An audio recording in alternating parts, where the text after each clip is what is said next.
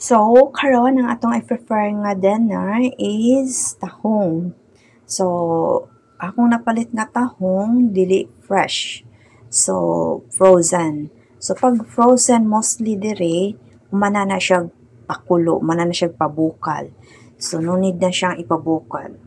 So, then, nag-ready na ta og toppings. Ang atong toppings kay cheese, then garlic, then butter. So, ang garlic, pag magbuhat ko garlic, gusto kong nakabake siya. So, nagbuhat ko paste garlic, kay og fresh manggod nga garlic na atong ihimong mince, dali siya masunog man. Na mostly nakbuhaton is face garlic, then timplahan na nato black pepper, white pepper, and unsay naa sa inyohang sulod sa kusina mo itimpla. Cheese. And this is it. I-prepare na nato.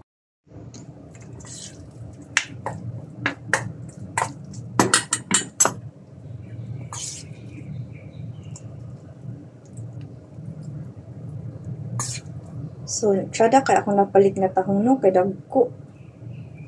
So, hay makapalit ko gagmay, karon dagko ang napalit nga tahong. Yan na, ready na. I-bake na nato ni siya ng 15 minutes. Huwag mag-overcook, kay mugahi na siya.